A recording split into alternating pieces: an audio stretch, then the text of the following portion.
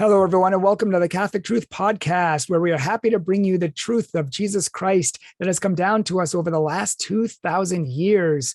We have had one holy Catholic Apostolic Church, and on this channel, Catholic Truth, we preach the inconvenient truth sometimes, the difficult truth, which does not, a lot of people don't preach and we don't get monetized for, but we preach it anyways. And so if you would like to be a supporter of our ministry and help us to keep preaching and help us to keep reaching people, please check out our PayPal, our Patreon, and our social media down below.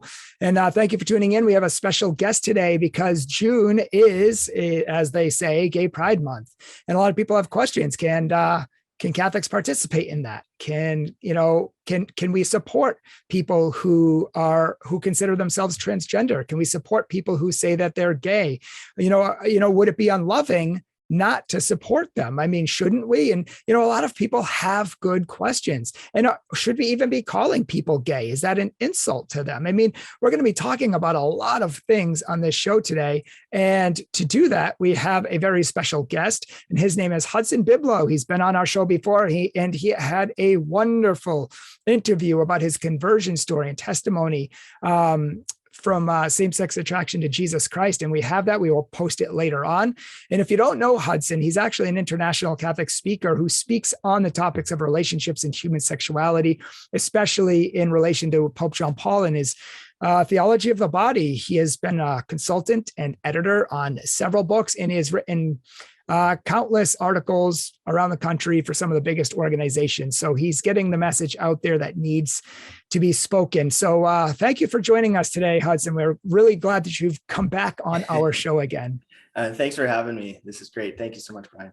Absolutely. And I saw you chuckling as I was introducing the show and using some of the, modern coinage of terms, nowadays. And we're saying before the show that there needs to be so much catechesis on this topic because so many people are so confused on so many on both sides of the fence. People are confused. So, I know you in the past have struggled with, same-sex attraction. You've talked about that on this show. So I'm just curious about your thoughts on, Gay Pride Month, and should Catholics be celebrating that? And, many might just want to simply affirm their friends or their family, or they might just want to love them by affirming them and that sort of thing. But how should we as Catholics view this topic?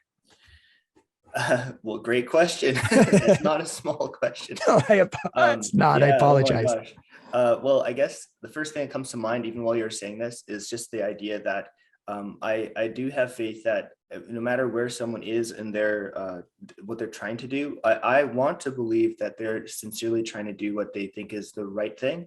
They're pursuing justice through trying to love as best as they know how to love, right? And of course, we all know that we grow in our understandings of what love means and what it looks like over time. So I think as long as people continue on a journey towards understanding what love would look like and demand of us, we will be at least pointed towards the right direction on this, because it's really tough because there are, as everyone knows, people are kind of all over the place on this, and it's like, well, where's the church? And it takes a back seat. And I mean, I've seen enough presentations, and everyone's seen the presentations. Well, like, this is chastity, and this is the paragraph on homosexuality, and it's like, here's a paragraph of the catechism, and there's no real practical. That in and of itself is very good and very practical if you can dig into it. But it does sort of seems to be where it doesn't go much farther than that, and so people are left wondering, well, like, okay, that's nice, but like, what do I do when my niece confides in me that thinks she's a boy, right? And she's like in high school, and it's like so a lot of parents are especially, I think, getting hit with these questions because just like we didn't grow up in the world of today, so there's lots of things happening today that we're not kind of prepared to address well unless we've done a lot of homework on it. But the homework can seem to be insurmountable, but it doesn't need to seem that way. It is completely something that everybody can engage in a healthy way if we first and foremost elevate our eyes to heaven and keep our eyes focused on Jesus Christ, and keep exploring what his love truly looks like. If we can do that, and of course, this involves the formation of our conscience within the, according to the truths upheld by the church, not just willy-nilly conscious formation, which is really like a succumbing to our own desires. Do whatever you want. Exactly.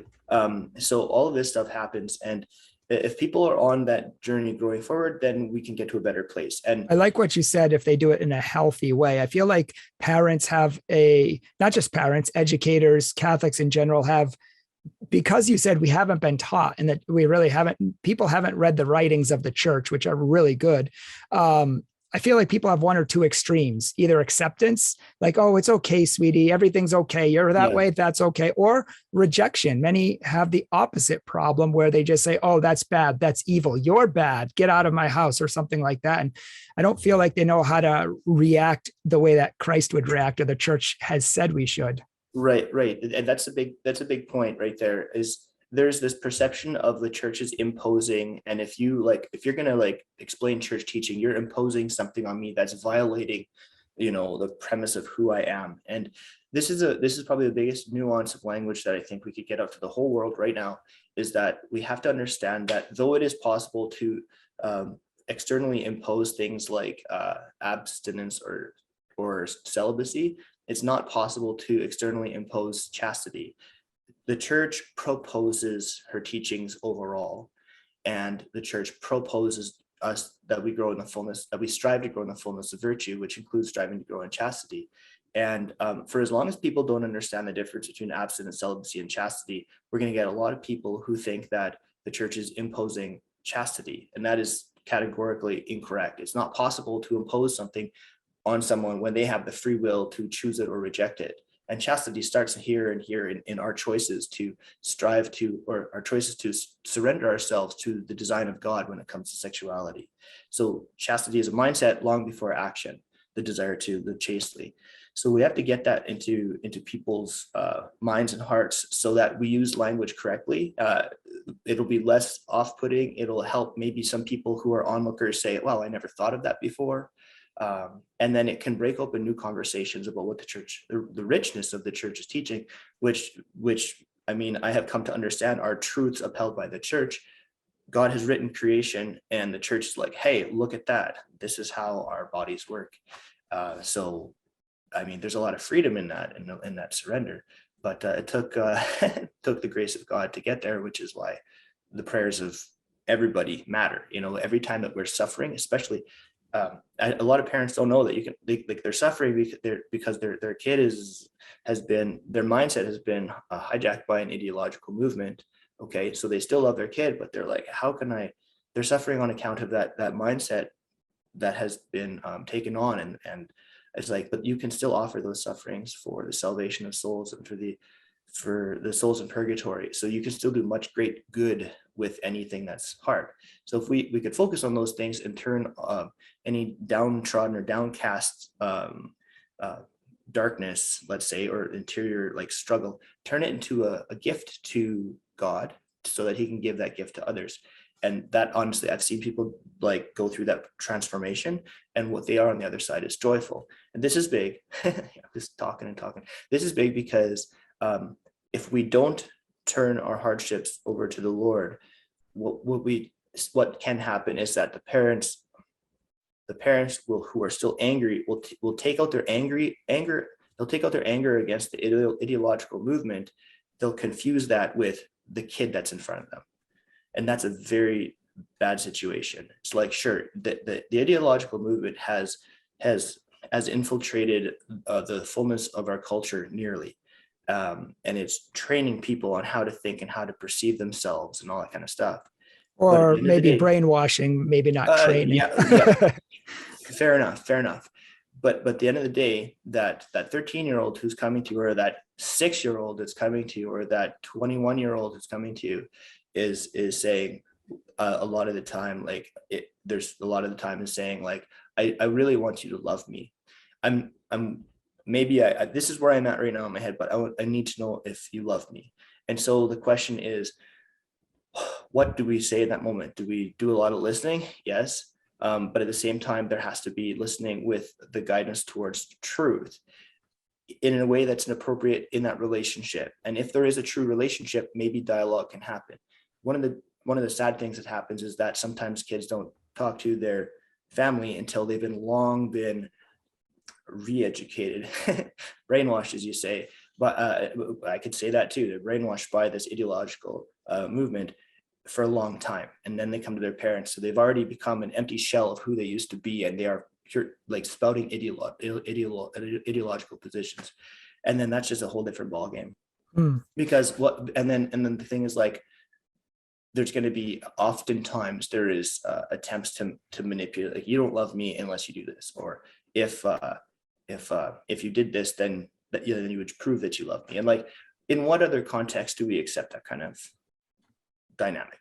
Like, never, right? So but it's tough, right? Because parents want to love their kids, so we have to continue to grow and understand what that love means. Maybe the greatest love that we can give our kids is to love them in a way that will try to get them to heaven, basically. And even though that's going to probably have a price to pay here for us on earth. And I want to come back to that, and I want to come back to the transgender, people coming out and that sort of thing. But I am curious about your thoughts on the Gay Pride Month, and Catholic involvement in it, and what we should think about it, how we should be reacting to it, that sort of thing. Well, I'll start this question by remembering I used to teach in an Islamic school. Okay. I got hired to teach in an Islamic school, and I said, "Are you sure it's because I'm a practicing Catholic?" And they're like, "Yeah, that's fine." It was wild how that happened. Wow. They said they would value my perspective having me in the school because I'd understand, I would stand for God, right? Even though we saw things differently, as opposed to having some kind of like an atheist. So it was a really interesting time that I spent there. But one of the things so in social studies class, the kids you take those teachable moments and you go with them. And that's not the teacher talking at the kids. That's the kids exploring their thoughts and ideas and all that kind of stuff. And one of the things that I learned from the kids, that they like, what kind of grade sixer knows with complete assurance that the pride movement is like not going to permeate their culture. Like, where does that come from, right? It comes from it became very apparent that they saw that as the world, the West in particular, and we're not like that, we're Muslim. And it reminded me of like, well, why aren't Catholics saying like, we're not like that, we're Catholic, right? That's a whole nother ballgame. But they weren't bothered by it. The whole community, they're like, whatever. This is just gonna do its thing. And actually, again, the children said that like this blew my mind. Like, more than a decade ago, a kid's telling me that the undoing of the structure of the West was going to happen because of this topic, and that coming from like a grade 6 kid. So it's like, that's they're not getting that on television, they're getting that through community messages and stuff like that. So I mean, how do we respond to it? Well, we could take a page out of the Muslim prayer book and actually go and focus our limited energy on building an amazing and beautiful Catholic community. If we provided something more beautiful relationally, with sites and everything, then perhaps it'd be more attractive to the kids,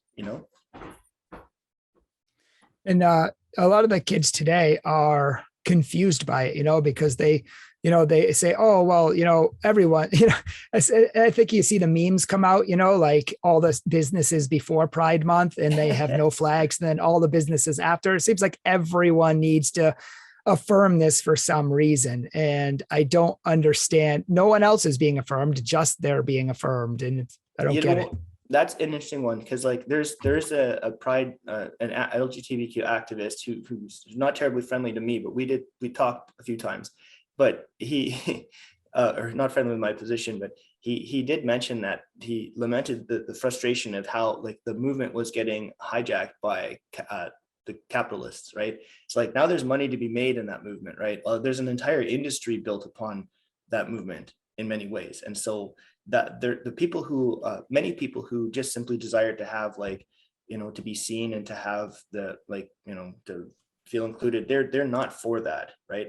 But it's just kind of become its own animal. You know what I'm saying? Getting back to the the Pride topic and Gay Pride Month and all that kind of stuff. I thought you were going to say, as we prepare for the celebrating the month of the Sacred Heart of Jesus, of course. That's what Catholics should be celebrating in June. I know. Yeah, I'm just teasing. So it's just like with any question, it's like, and you mentioned support at the beginning. It's like, well, really in this month, let's like, this can't be put back in the box. Like it's out there. So the question is, how do we respond to this? And it's like, well, we want to love people. We want to support people as they navigate their way through life. Asterisk, supposing that it's helping them point towards heaven. And that's really the ultimate thing, is that if we are going to support or love people, we have to make sure that we're not just doing it willy-nilly according to our own conscience. And if we want to lead people to heaven, then we need to understand what is holy and virtuous and what is sinful.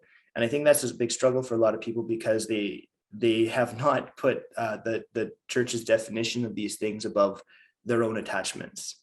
And so you have people saying, well, this is a sin and that's a sin, but really they have become the judges of that. They haven't surrendered to what the wisdom of the church says.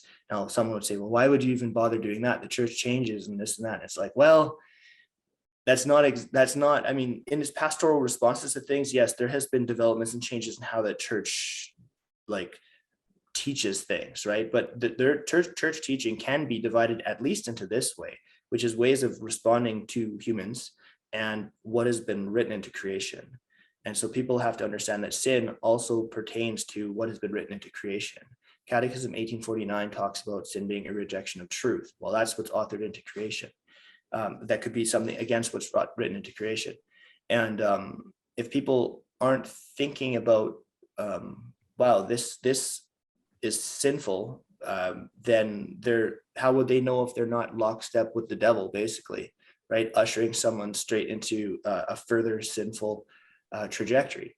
And this is the big point, is that what does that support look like? Is that support like, I'm going to try to receive someone where they are and just kind of like listen and just kind of help them understand that I value them and I love them as they have been created by God into God's love note to the world, potentially, right? They could do so much beautiful things in the world. But we are maximally effective in that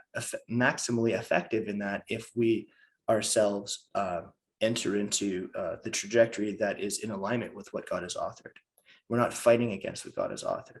And so like that would include like being open to growing in the fullness of virtue. There's all these virtues, but chastity talks about the successful integration of our sexuality. So to be growing in holiness, to be growing in the fullness of holiness, to growing in the fullness of virtue, to be open to that, and which means if we're affirming kids into a mindset that counters chastity or counters growing in the fullness of virtue or counters growing in the fullness of holiness or fullness of Christ, we're actually entrenching them in a mindset that within which truth is rejected.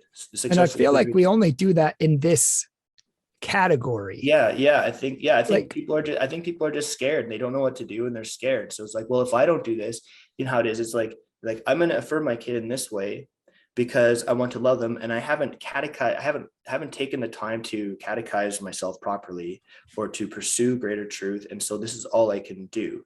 That's one aspect. The other aspect is the threat that, well, if I don't affirm my kid like fully this way, then they're going to go kill themselves, and it's like, which is a lie. There's so much that could be opened up on that, like it's like. I think that is, I do agree that is an evil threat.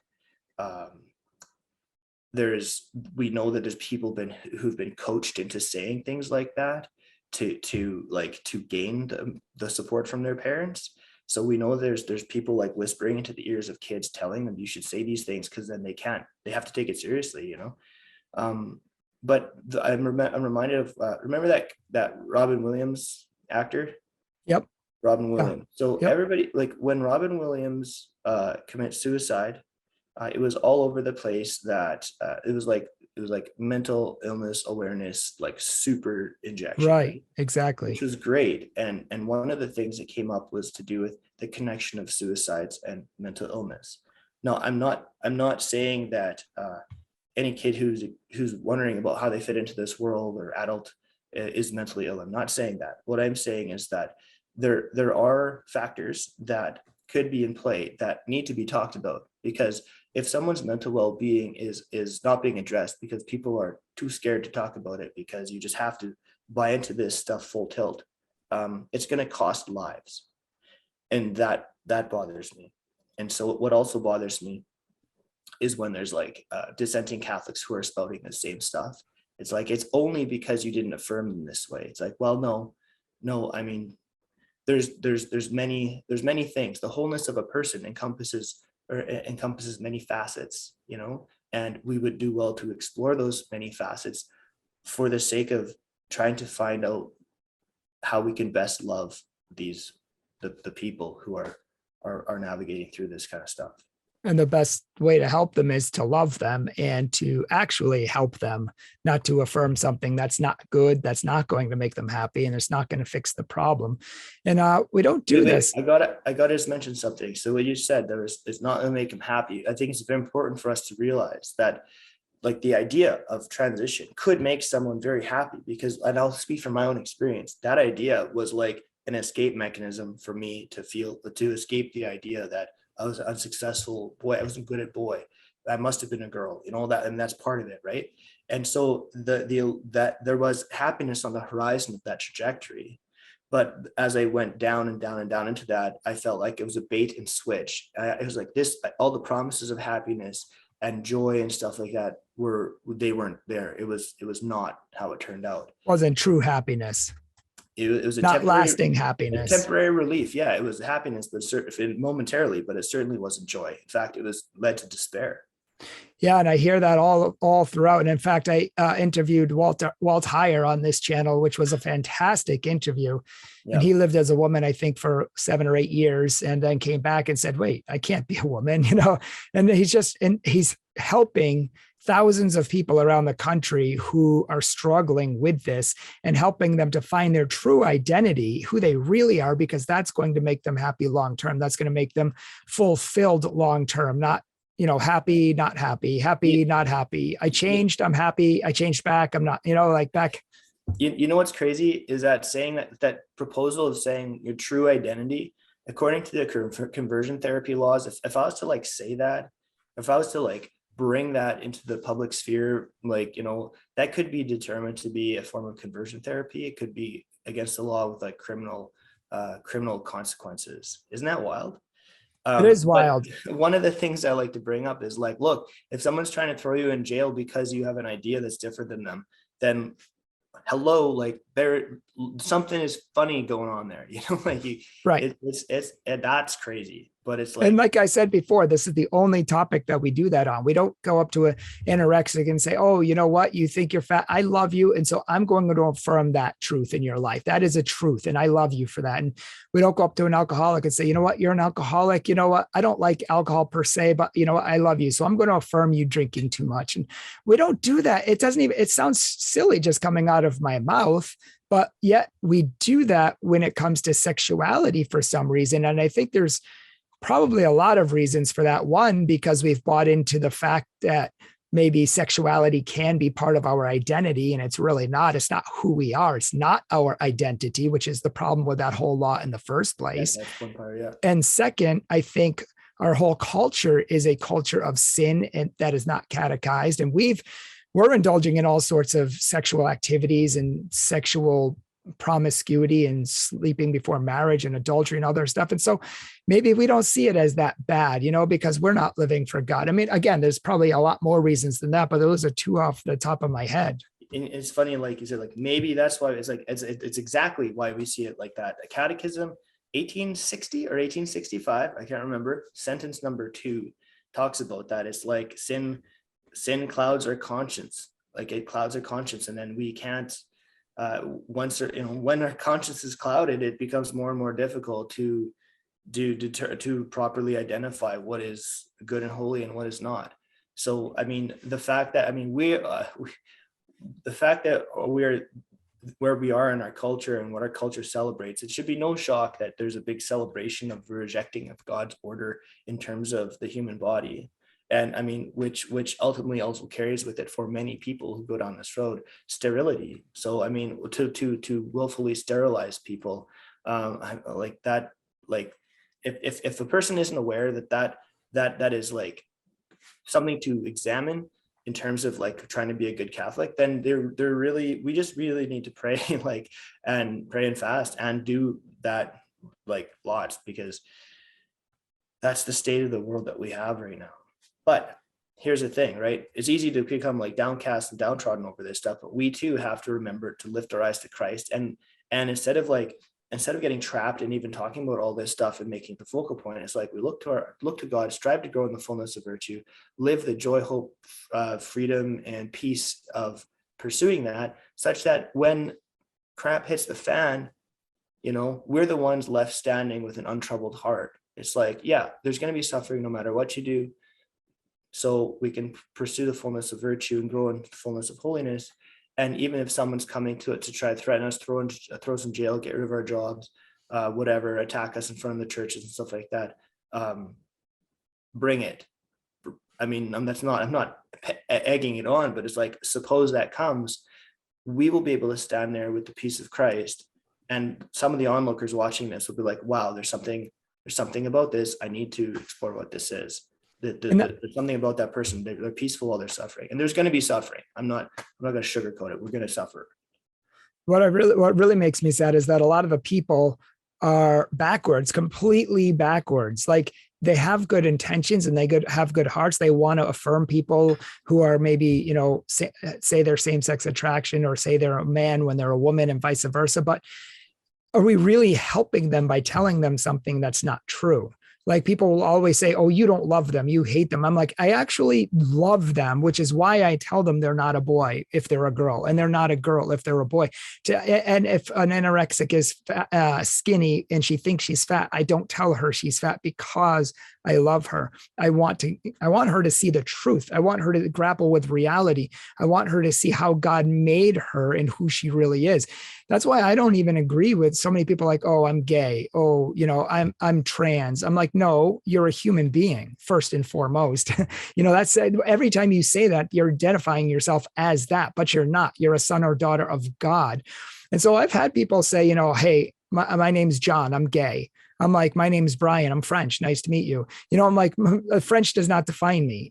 My English side of me does not define me. My sexuality does not define me.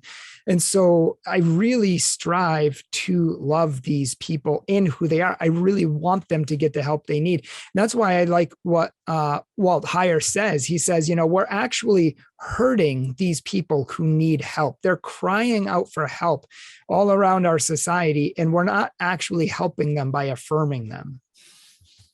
Yeah, like I would point people to just look at the exploding number of detransitioners as just YouTube search detransitioner stories. It's like sure, you good-hearted people want to do the right thing, and they've been schooled to believe by it, because they're not unplugging from the media. They're schooled to believe it looks like this. But it's like all those detransitioner kids, who some of them who will never be able to have children now, and who are missing body parts. How did they fit into your matrix of reality?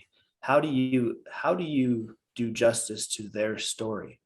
Do you even know they exist? Interestingly, last time I remember checking this a while ago, it was like, the word detransitioner is not recognized as a word even. Like, the mainstream won't even, like, you can get the red underline on Microsoft Microsoft Word. It's like the existence of detransitioners is that needs to be a focus. And I would say that's probably better than, instead of I think it's a much greater proposal, because it's somebody's story, and be like, have you heard this story? You need to consider this person's story. And by the way, the detransitioners who have come to know Jesus, and they come to know the Catholic faith, or even Christian non-Catholic, that sense of betrayal that they have from the Christians who were supposed to love like Christ and who ushered them down the trail of transitioning, that's a real sense of betrayal. And we have to make sure that people can see those stories, and otherwise, I mean, we're just, I just think that is the most important focus right now, is to get those detransitioner stories out, because people will listen to stories more than they'll listen to a lecture. Yeah, oh, absolutely. But in regard, I think it's similar to the Gay Pride Month, whole so-called. Like, what are we taking pride in? I mean, we want to be seen for who we are. We want people to notice us, but is our sexuality who we are?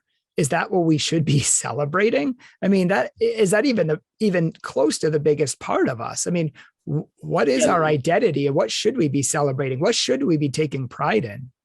I get that, and I understand what you're saying. I think of so there was this Russia-Ukrainian kind of war thing going on, right? So I'm part Ukrainian. I went on this Ukraine support for Ukraine march, and all these people were identifying as Ukrainian, and it's like, well, that's not who the fullness of you are either. And I'm not trying to legitimize the idea of identifying as LGBTQ, because I do think there's a far greater impact on how a person perceives what they ought to do to be fulfilling.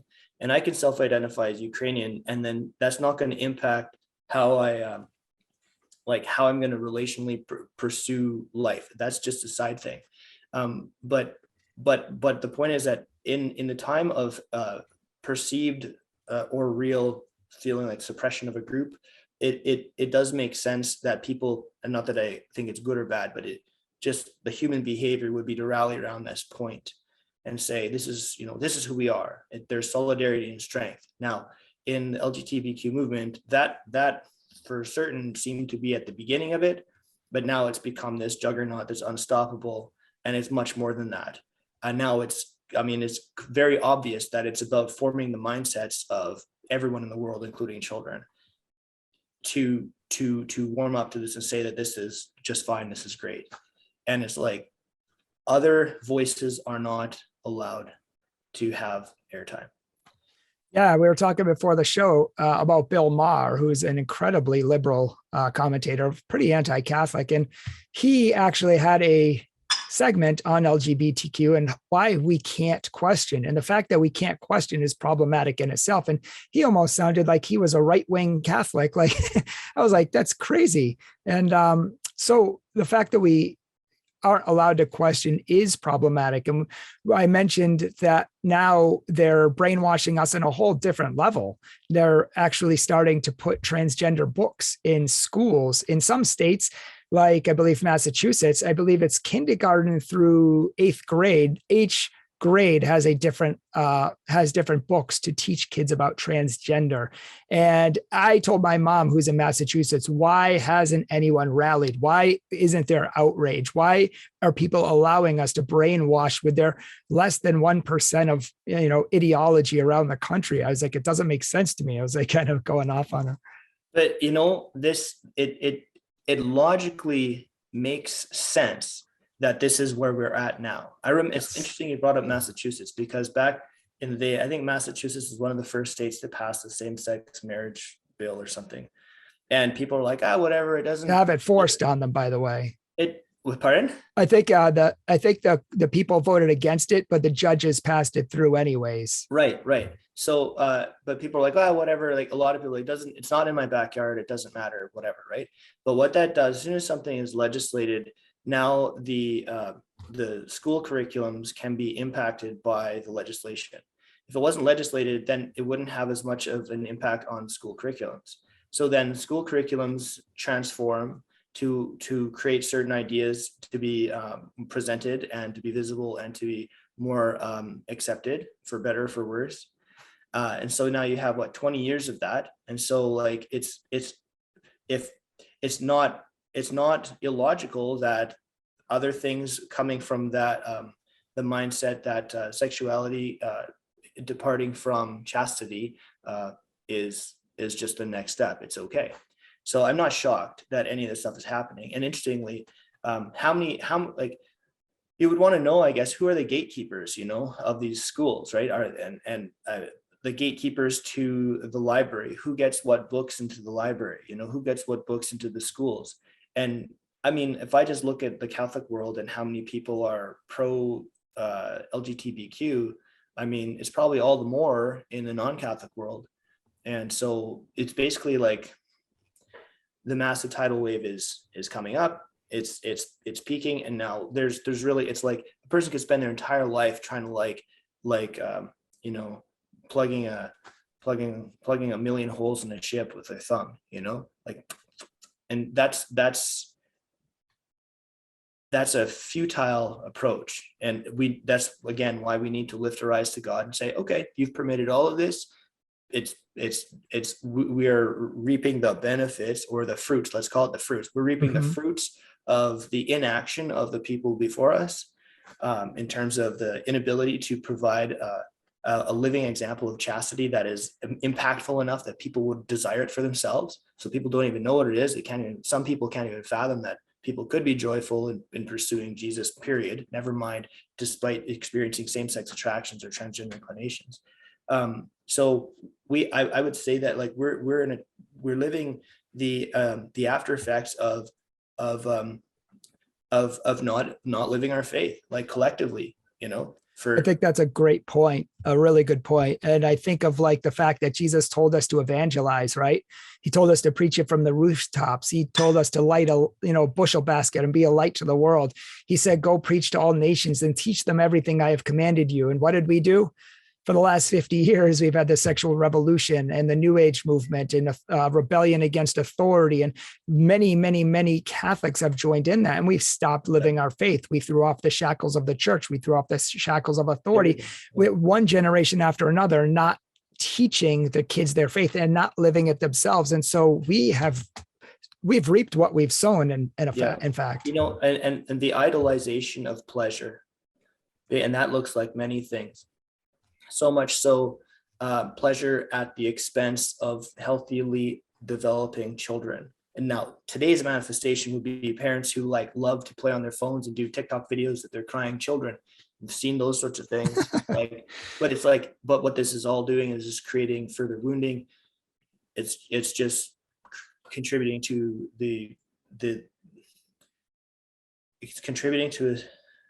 I was going to say the destruction of society. And I can say that, yeah, it is, because when people are going down the roads of exploitation and relational downfall, it's not going to be good. It could have been so much better, but where there is darkness, there is Easter Sunday, Good Friday, Easter Sunday. So I don't lose hope on this. It sounds like a dark topic, but if you go into the spiral of how this has impacted so many people, and gosh, how many detransitioners, you just got to listen to their stories.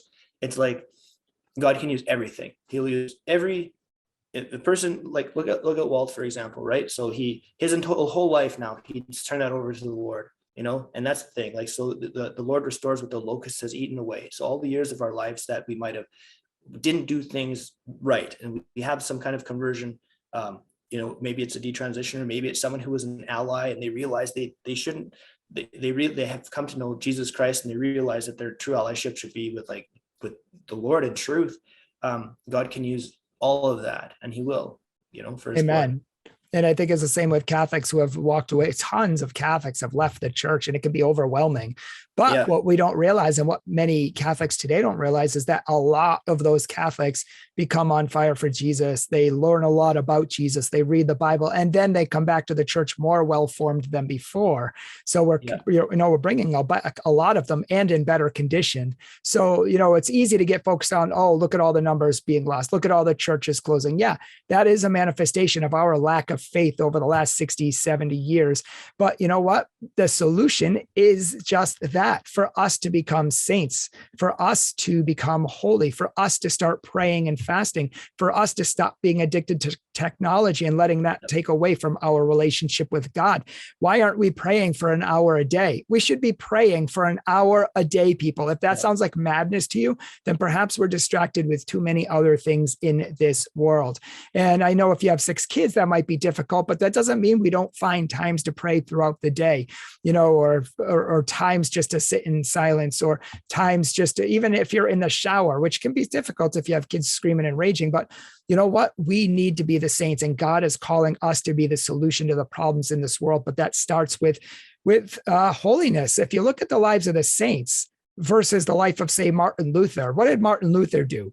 He saw the same problems in the church that the saints did, but he tried to fight against them. But when he wasn't the man for the job. He didn't have that holiness of life. When he ran into a wall, he got angry, he got stubborn, he got bitter, he started cursing the church, he started cursing the Pope, and he just kind of went off the edge with this insanity. Whereas when the saints ran into the same problems in the church and they couldn't fix them, they prayed more, they fasted more, they offered things up to God more, and they ended up reforming the church through a lot, as Hudson said, through a lot of suffering. They took that suffering, they offered it up to God for the conversion of souls and for sinners, including themselves.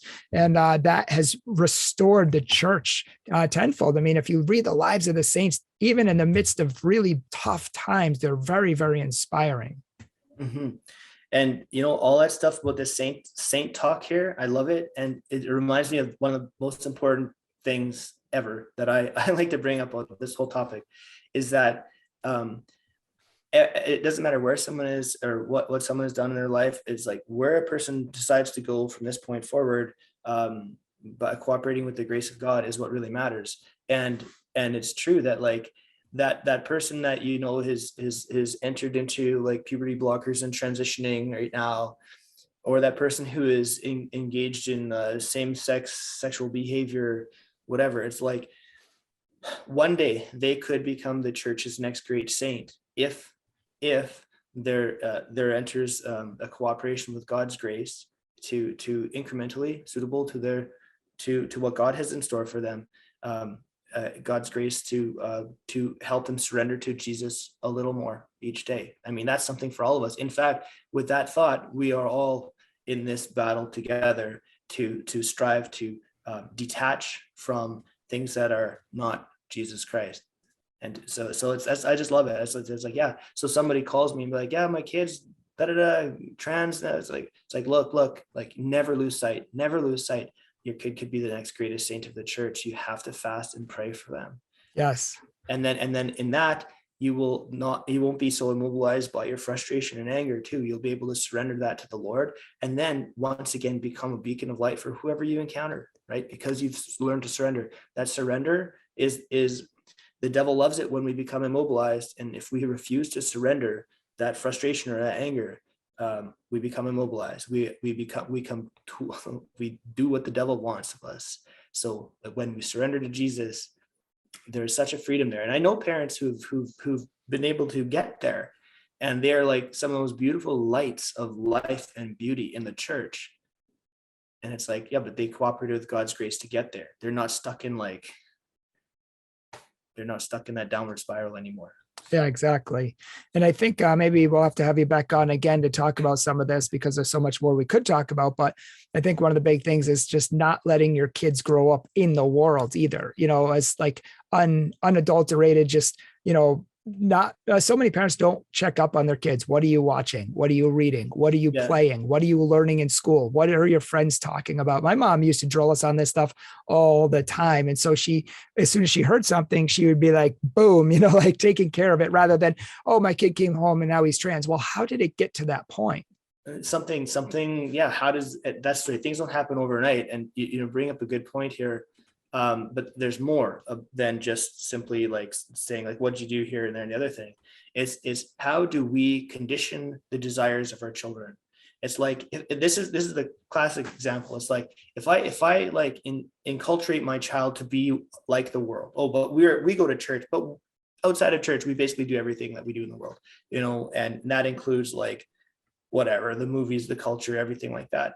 It's like, why on earth would we expect that the kid would make some radically anti-cultural decision with their life with regard to sexuality? It makes zero sense. It's like, if we are conditioning our children to desire the ways of the world, they will most likely turn out like the world. And I don't understand why that's so hard. At school, they're being brainwashed by their friends, they're being brainwashed everywhere. So if we want to counteract that, we actually need to catechize them without shoving it down their throat, without being a bully about it, without making them want to run away from it. We got to, from the youngest age, like my daughter's 2.5, she can already pray the Our Father and the Hail Mary in 2 languages. Like, it's crazy, but because I'm not forcing it on her, she wants to. the brainwashing is happening too at home though. And this is the thing. It's like, oh, my kid's just watching YouTube. Well, all those little advertisements that pop out on the YouTube channel, you know what those are? YouTube has a special section on like gender ideology for like kids age 3 to 6 or something like that. It's in their terms. I found it myself on YouTube. Like that programming is there, you know? So the thing is like, well, what are parents doing to condition the desires of their kids' heart? Are you trying to foster a desire for your kid to want to watch YouTube all the time? Are you trying to foster a desire for your kid to desire to fit in with the kids in the world?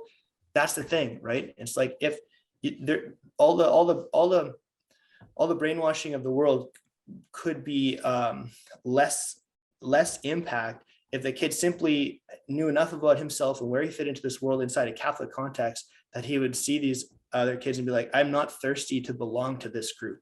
Do you know what I'm saying? Yeah. I mean, they shouldn't be playing. I'm just thinking off the top of my head, but I know parents who just let their kids play hours of video games and watch hours and hours of TV. And the more they love that entertainment, as you said, we have an unhealthy love for entertainment and pleasure. And the more they love that, the less appeal there's going to be to do anything spiritual. Yeah. I mean, the flesh versus the spirit, right? If we're always indulging in everything that is flesh, why would we care about the spirit? We lose that spirit. We don't have a desire for it anymore. So we could probably do a whole show on this. But, yeah, we probably could. Yeah. And I would love to have you back in the future to do a few more shows, just kind of talk about each one of these in smaller segments. But is there anything else you'd like to throw out before we leave? There is one thing. It's like some people, they're like, Hudson, like you come across real hard hitting when it comes to dealing with other Catholics who, like, let's say, are dissenting Catholics, or they've doubled down on their rejection of the truths of the church. And that might be a fair point, because when people double down on rejecting the church, it's important to have some frank discussions that aren't warm and fuzzy sometimes. But that's not the same as how we should be responding to people in the moment when people are coming to us, with an authentic pastoral concern in that moment, right? And I guess I just want to say that it's by God's grace that anyone is taking one edge, a step closer to Jesus. And if we happen to be part of that journey for them, then that is such a blessing and also responsibility. And I think that we just need to, if we keep trying to listen with love, that's a good first step. And because at the end of the day, like, it's true that everybody's story it does matter. It's how they've come to where they are right now. And if we can receive that lovingly, even though it might hurt or stretch us a little bit, if we can receive that, we can at least begin the foundations of what could be like relationship within which the joy of Jesus Christ that resides in our heart might have more chances to see it because they'll be open to us. Do you know what I mean? So that's one thing. And at the same time, when it comes to being challenged on things, we do have to stand up for truth. Because if we don't stand up for something, then we truly stand for nothing. So, amen. Yes. God have mercy on us. We need to start standing up again and defending our faith again and loving again, which means we need to start having apologetics classes. We need to be, taught. And so definitely, people, if you haven't subscribed to our channel, check it out and see how we answer people on all different topics across the board. Some people watch all of our videos, all like 200, and they just take notes and they want to learn how to explain and defend their faith. So I would challenge you to do that. And we're going to be developing courses to be helping that in the future, and developing apologetic seminars and private teachings and everything that you need to help you defend your faith, to know it, to love it, to live it out in the world. And that is difficult. But I want to thank you, Hudson, for coming on today, and thank you for sharing your wisdom. Thanks for having me. It was great to chat again. Absolutely. And we'll definitely have you back in the future. And I want to thank everyone else here who is tuned in today and is still tuned in to the end. Thank you very much for watching. We really, really appreciate it. Please check out our social media below and follow us for daily inspiration. And please consider becoming a patron, 10, 20, 30, 50, 100, whatever dollars a month, to help us reach the world with the truth, whether we get monetized on YouTube or not. And many times we don't. And the thought comes into my mind, oh, should I do this topic? It's not going to be monetized. And then I'm like, what? Who cares? We're doing it because it's true. true and it needs to get out there. Who cares about that? So, but with that being said, if there is anyone who wants to support our ministry and loves what we do, then please, pray about that and consider it. And most of all, pray for us as we are always praying for all of you. May God bless you all.